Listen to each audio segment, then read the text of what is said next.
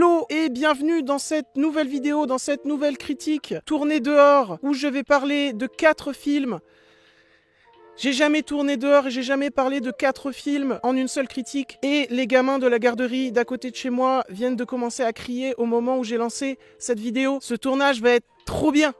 Vraiment trop bien. Mais bon, on ne va pas traîner. J'espère que ce nouveau cadre vous plaira. Je me suis dit, c'est l'été, il fait chaud, autant sortir, ça nous fera du bien à tous. Aujourd'hui, donc, je vais vous parler de 4 films, à savoir Jurassic World, Le Monde d'après, Incroyable mais vrai, Buzz l'éclair, et enfin, pour terminer, Elvis.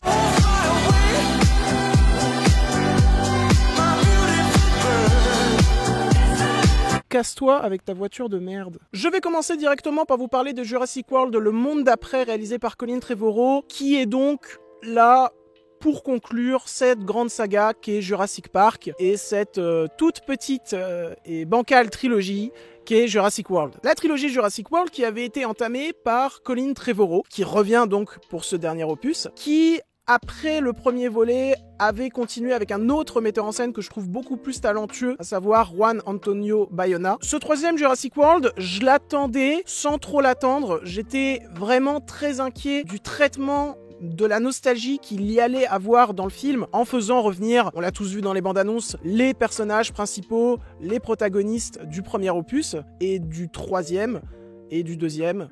Bon bref, les personnages cultes de la trilogie, de la première trilogie, de la trilogie Jurassic Park, putain je bafouille. Donc voilà, j'étais très inquiet concernant le traitement de la nostalgie qu'il y allait avoir dans ce nouvel opus, donc je l'attendais pas trop, mais en même temps je l'attendais parce que la saga Jurassic Park est chère à mon cœur et je n'en rate pas un seul au cinéma depuis qu'ils ont relancé la franchise, donc voilà. Voilà, j'ai pas d'autre chose à rajouter. Et alors je vais passer très vite sur ce Jurassic World, Le Monde d'après, parce que j'ai pas aimé. Voilà, j'ai pas aimé. Après, contrairement à beaucoup de gens sur internet actuellement, je ne nourris pas une haine profonde envers le long métrage. Je comprends, vu la qualité de ce dernier, que ça puisse énerver des gens. Mais personnellement, vu que j'en attendais pas grand chose, j'en suis ressorti juste en mode... c'était pourri, mais bon, ça fait pas beaucoup de mal en soi. J'ai été plutôt agréablement surpris par le traitement de la nostalgie, le traitement des protagonistes de la première trilogie. C'est-à-dire que on nous les iconise quand ils reviennent, mais on passe pas notre temps à nous rappeler des événements des anciens films, des répliques des anciens films. Donc là-dessus, j'ai trouvé ça plutôt habile. Je trouve le film plutôt joli, plutôt agréable à regarder. Les effets spéciaux, bon, il y en a quelques-uns qui sont dégueulasses, mais en soi, parmi tous les blockbusters actuels, je trouve Jurassic World, Le Monde d'après, vraiment pas dégueu à regarder en termes de photographie ou en termes d'effets spéciaux. C'est quand même plutôt propre. Après, le film est tellement con et nous prend pour des cons. Et ça, pour le coup, c'est un petit peu énervant. Mais putain, mais pourquoi je suis autant dans l'ombre? C'est pas possible. Je trouve que le film nous prend pour des cons parce que je n'arrive pas, mais vraiment, je n'arrive pas, je suis dans l'incapacité d'imaginer la prod derrière ce film dire oui à tout ce que propose Colin Trevorrow dans ce long métrage. Parce que c'est tellement débile et surtout, c'est tellement incompréhensible. Tu ne peux pas finir la saga Jurassic Park en mettant tous les dinosaures de côté. Genre, les dinosaures, dans ce film, ne sont pas du tout la menace principale. La menace principale, tout le monde en a parlé, c'est des putains de sauterelles. Et je suis désolé, tu peux pas finir, enfin, selon moi, mais tu ne peux pas finir une saga comme Jurassic Park en mettant tous les dinosaures de côté et en voulant nous parler de sauterelles, enfin je sais pas, parlez-nous de cochon d'Inde à la place, ça sera déjà bien plus drôle. Et en plus de ça, le découpage de Colin Trevorrow est complètement foiré. Il y a aucun sens dans son découpage, c'est-à-dire que je veux bien qu'on nous dise que les dinosaures sont totalement parmi nous, pour le coup, dans ce nouvel opus, puisque ils sont partout sur la planète, voilà. Alors qu'ils étaient fins à la fin de Jurassic World Fallen Kingdom, mais bon, c'est pas grave, passons, on accepte. Mais c'est pas parce qu'ils sont partout que tu peux les faire apparaître comme ça, comme s'ils sortaient d'un chapeau, sans créer de dramaturgie. Et le problème, en plus de ça, c'est que Colin Trevorrow ne crée aucune dramaturgie et ne crée aucun suspense sur l'arrivée des dinosaures, mais alors quand ils sont là, quand il y a des courses-poursuites, il y a aucun suspense non plus, parce que tu sais très bien que les personnages vont pas crever, vu comment c'est mal écrit, et en plus de ça, c'est mal découpé, c'est mal géré, il y a aucun suspense, il y a aucune tension, t'es plus là à rigoler, quoi, devant les scènes, devant le ridicule de certaines scènes, qu'à être sous tension, et ça, je trouve ça un peu triste pour la fin d'une saga comme Jurassic Park. Mais bon, Jurassic World, premier du nom, était déjà complètement foiré au niveau de son découpage, donc ça m'a pas surpris que le monde d'après le soit également, et qu'il soit également très mal écrit, parce que Jurassic World 1 est très mal écrit, les gars, vraiment. Hein. Donc voilà, c'est pour ça que le film ne m'a pas trop énervé, en plus du fait que le traitement nostalgique est plutôt pas mal. Mais voilà, j'ai pas grand chose à dire dessus, à part ce que je viens de dire. Donc je propose qu'on passe à une œuvre beaucoup plus intéressante, à savoir Incroyable mais vrai de Quentin Dupieux. Et alors là aussi, je vais un petit peu speeder, parce que j'ai beaucoup plus de choses à dire sur les deux films qui arrivent après. Mais Incroyable mais vrai est un film qui me fascine. C'est un film qui me fascine parce que quand je suis allé le voir, quand j'en suis ressorti, j'ai eu cette impression, pas désagréable, mais cette impression d'avoir assisté à un Dupieux mineur, pas à un Réalité ou à un Le Dain, qui sont pour moi parmi le top du top dans le cinéma de Quentin Dupieux. Mais en fait, le film m'est vachement resté en tête, c'est-à-dire qu'une semaine après, je connaissais encore très bien le film, et il y avait beaucoup de scènes qui me restaient en tête, qui tournaient dans ma tête, notamment cette fin que je trouve absolument formidable, qui marie poésie et macabre. Vraiment, il n'y a que Dupieux qui peut manier la poésie et le macabre comme ça, qui peut autant bien les marier ensemble. Et du coup, cette fin, elle est très particulière. J'ai pas beaucoup de mots à mettre dessus, à part qu'elle me fascine totalement. Mais en plus de ça, on a toujours cette patte visuelle que j'aime énormément, très brumeuse, très rêveuse. C'est quelque chose que manie, encore une fois, très bien Quentin Dupieux, et ça depuis plein de films. Il me semble que dans Rubber, c'était beaucoup plus crasseux, beaucoup plus contrasté, on va dire, avec beaucoup moins de couleurs pastel.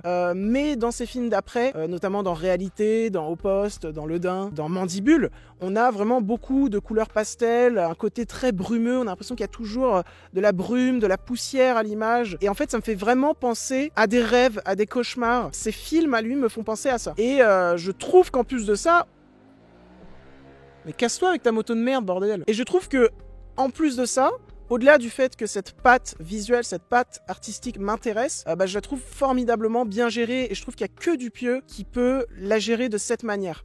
Dupieux est un auteur ultra fort, et je suis content que ces films rassemblent, parce que des films comme ça, des films français comme ça, on n'en a pas toujours. Donc voilà, je vous conseille vraiment Incroyable mais vrai de Dupieux. C'est un Dupieux que je pensais mineur, mais qui devient assez grand. Et je pense que la chienne est d'accord avec moi, je sais pas si vous l'entendez.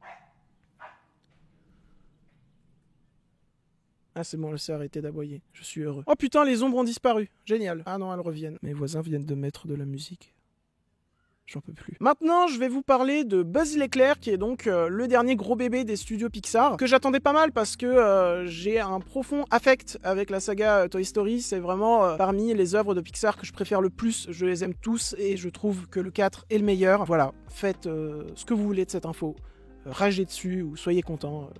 J'en sais rien. Mais donc voilà, j'ai un très grand affect avec la saga Toy Story et ses personnages. Donc Buzz l'éclair était un film que j'attendais beaucoup. Et en plus de ça, c'était un film Pixar qu'on allait se bouffer au cinéma. Donc c'était trop bien. Parce que là, Pixar se sont fait snober par Disney, mais d'une manière que je trouve totalement détestable. Ils ont balancé tous les films Pixar sur leur Disney Plus de merde. S'il vous plaît, arrêtez de faire ça. Les Pixar, c'est pour le cinéma. Voilà, je me suis resservi à boire. Parce que c'est important de boire. Apparemment, ça aide à survivre. Mais ça se trouve, c'est peut-être une légende. Hein. Et donc, je l'attendais beaucoup, ce film. Et j'ai été déçu. J'ai été déçu.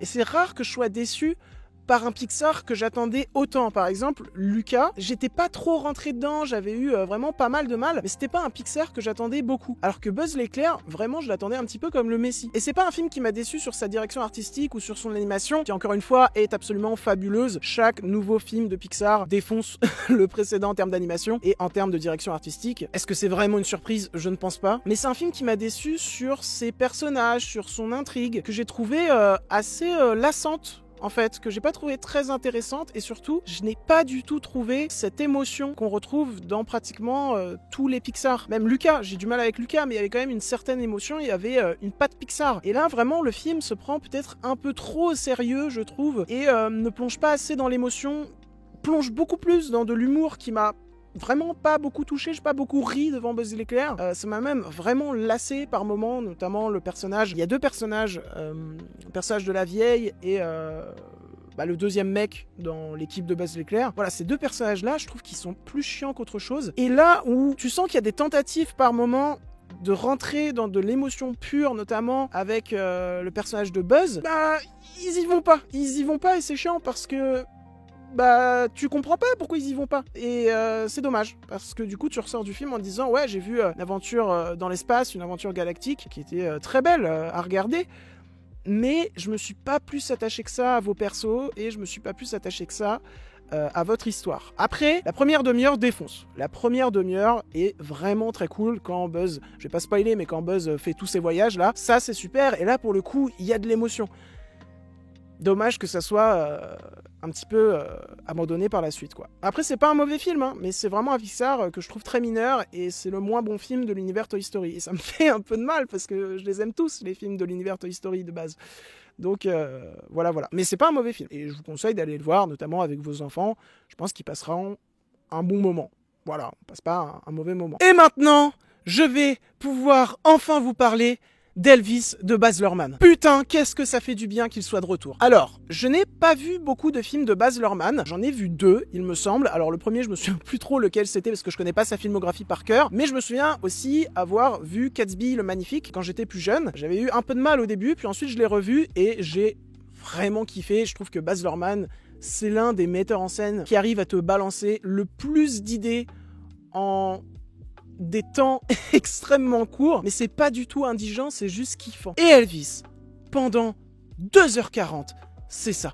Tu te bouffes un nombre incalculable d'idées, de mise en scène, d'idées riches de mise en scène en très peu de temps à chaque fois. Je pense à ces 10 premières minutes. Il y a beaucoup de gens qui ont été dérangés par les 10 premières minutes d'Elvis parce que justement, il les trouvait trop cocaïnés et trop...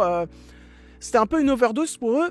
Personnellement, c'est vraiment parmi mes moments préférés du film parce que je trouve que le film a été ultra mal vendu déjà. Je trouve que les bandes annonces vraiment sont pas folles du tout parce que tu ne ressens pas toute l'énergie que tu te bouffes dans le film. Tous les plans, on dirait du drone, mais en même temps tu sens que c'est des effets spéciaux par ordinateur, donc je sais pas trop comment ça a été fait, il faudrait que j'aille me renseigner là-dessus. Mais il y a des plans qui virevoltent de partout, je pense notamment à toutes ces scènes à Las Vegas, je pense à toute l'intro, et j'ai failli roter, putain. Donc voilà, premièrement, dans la mise en scène pure, on a une énergie de malade. On a plein d'informations constamment qui sont intéressantes, qui servent le récit, qui servent les personnages. Et c'est trop bien. C'est vraiment trop bien. Personnellement, moi, j'ai pas du tout ressenti d'overdose. Moi, j'étais juste bluffé par autant de maîtrise. Mais cette maîtrise, on la retrouve également dans son scénario, dans ses personnages et également dans sa photographie. Sa photographie qui alterne entre des choses très colorées, puis des choses très sépia, mais sans que ça soit indigent, sans que ça soit gênant, sans que ça contraste mal. Non, c'est super beau, c'est super bien étalonné, c'est trop bien. Mais en plus de ça, comme je l'ai dit, la maîtrise que tu retrouves dans la mise en scène et dans la photographie, bah tu la retrouves également dans l'écriture des personnages, dans l'écriture du film. C'est un film qui te parle d'Elvis, mais qui te parle également de toute une tranche de l'histoire de l'Amérique. Ça se dit ça, toute une tranche de l'histoire de l'Amérique? Ouais, ça se dit, hein. Ouais, bon, on va dire que ça se dit. Et ça t'en parle tellement bien, je trouve ça fou que le film arrive à te parler aussi bien d'Elvis, à t'en faire un personnage de cinéma aussi fort, aussi émouvant, et qui arrive également à te parler de plein d'événements qui ont marqué donc la vie d'Elvis et qui ont marqué la vie aux États-Unis, parce que c'était des événements graves, des événements impactants. Je pense notamment à l'assassinat de Martin Luther King, de Bob Kennedy. Il y a 2 séquences. Il y a une séquence sur l'assassinat de Martin Luther King et l'assassinat de Bob Kennedy, qui déjà sont amenées, mais alors parfaitement. Elles sont amenées parfaitement parce que ça va utiliser le son. Et c'est rare. C'est rare dans un film actuel qu'un film, pour te parler... En fait, c'est complètement fou parce que il te parle d'un événement qui s'est passé juste au son. C'est-à-dire qu'à chaque fois qu'une personne que considérait Elvis ou qu'une personne même importante pendant cette période de l'Amérique meurt, se fait assassiner en l'occurrence, et bah à chaque fois ça va être marqué par un coup de feu. Et parfois ce coup de feu arrive après une séquence qui avait rien à voir avec ça. Mais vu que ça t'a installé dès, il me semble que le premier assassinat, c'est l'assassinat de Martin Luther King, on entend du coup ce coup de feu, et bah à chaque fois que t'en réentends après dans l'histoire, tu sais ce que ça veut dire. C'est ultra intelligent, c'est ultra intelligent. Mais donc, pour revenir au personnage d'Elvis, personnellement, moi je connaissais pas du tout la vie d'Elvis Presley, et même, je vais pas vous mentir, je n'écoute pas forcément les chansons d'Elvis Presley. Alors qu'il y en a des très bonnes, que j'écoute, mais en général, j'ai jamais écouté un album entier d'Elvis Presley. Et il y a plein de gens qui ont dit qu'ils avaient cette sensation que Baz Luhrmann, que le film s'axait trop sur la mise en scène et que ça survolait beaucoup trop le personnage d'Elvis et sa vie. Mais je suis pas d'accord. On apprend plein de choses sur lui. On ressort du film non seulement avec un personnage de cinéma qui est ultra fort, mais en plus de ça, on ressort du film, pour les personnes totalement néophytes à la vie d'Elvis Presley comme moi, en se disant bah putain j'ai appris plein de trucs, putain je vois qui c'est Elvis. C'est un film qui a un gros travail sur l'icône, le fait que par moment nous on s'en rend pas compte, mais avec nos icônes on leur en demande vraiment beaucoup trop, et que ils répondent à ça, mais c'est extrêmement dur pour eux par moment. Et c'est un film qui, encore une fois, est extrêmement émouvant. Je pense notamment à cette scène dans l'aéroport. Voilà, c'est toute une séquence du film qui arrive plutôt vers la fin, où Elvis dit quelque chose à sa compagne. Je vais pas spoiler, j'allais spoiler un truc, je vais pas spoiler. Il dit quelque chose à sa compagne, et j'ai trouvé ce moment d'une simplicité, d'une pureté, d'une beauté. Ça faisait longtemps que j'avais pas été autant ému, vraiment. Et, alors là, je vais changer de sujet, mais je trouve vraiment que Elvis est l'anti-Bohemian Rhapsody. Bohemian Rhapsody qui est un film que je déteste, vraiment, que je conchis, parce que c'est un film sur Queen. Queen, et le film est d'une platitude en termes de mise en scène, il n'y a aucun débordement, il n'y a pas de mise en scène, dans ce film-là. Ou en tout cas, s'il y a une mise en scène, c'est une mise en scène très téléfilmesque et qui n'a rien à voir, qui ne sait pas mettre en image le groupe Queen, qui ne l'a pas compris. Et en plus de ça, qui j'ai l'impression ne l'a volontairement pas compris. Et c'est pour ça que je trouve le film absolument détestable. Et Elvis, il a compris ce que représentait Elvis. Il a compris ce que les spectateurs souhaitaient voir dans un film Elvis. Parfaitement. Parce que la mise en scène est dingue. Alors effectivement, par moments, ça peut être dur à se bouffer, parce qu'on se bouffe beaucoup de choses en très peu de temps. Mais personnellement, moi, quand je vois que c'est autant maîtrisé, ça me fascine. Et le scénario me fascine, sur la manière qu'il a de parler de l'Amérique, sur la manière qu'il a de parler d'Elvis et de lier les deux. Et du coup, pour moi, Elvis est un putain de chef-d'œuvre et c'est l'un des meilleurs films de l'année. Et Baz Luhrmann, fais plus de films s'il te plaît, parce que à chaque fois ça fait un bien fou. Voilà, merci pour ce film. Et donc voilà, je pense que j'en ai fini. J'espère que la vidéo ne durera pas très longtemps. Là, ça fait 24 minutes que je tourne, donc j'aurai peut-être une vidéo de 20 minutes, je sais pas. Voilà, vous êtes en train de la voir de toute façon, donc vous savez combien de temps dure la vidéo. J'espère que le son n'aura pas été trop dégueulasse, que l'éclairage n'aura pas été trop dégueulasse. J'essaierai de mieux organiser. Je vous cache pas que je l'ai organisé un peu à la zob, ce tournage, vraiment. Il faisait beau, je me suis dit, allez, je tourne ma vidéo, j'ai envie de tourner une vidéo, je tourne ma vidéo. Voilà. J'espère que cette vidéo vous aura plu. Si c'est le cas, n'hésitez pas à la liker, à la commenter, à la partager et à vous abonner à la chaîne. Si ce que je fais vous plaît, n'hésitez pas à me soutenir. Et putain, il y a une course automobile dans ma rue ou quoi là? Sur ce, je vous fais des bisous. Pensez à sortir, pensez à vous hydrater. Voilà, parce qu'il fait chaud. On se retrouve très vite. Pour d'autres concepts, d'autres critiques. Je ne sais pas. Et voilà, je m'en vais côtoyer d'autres univers. Et je vous dis... Salut!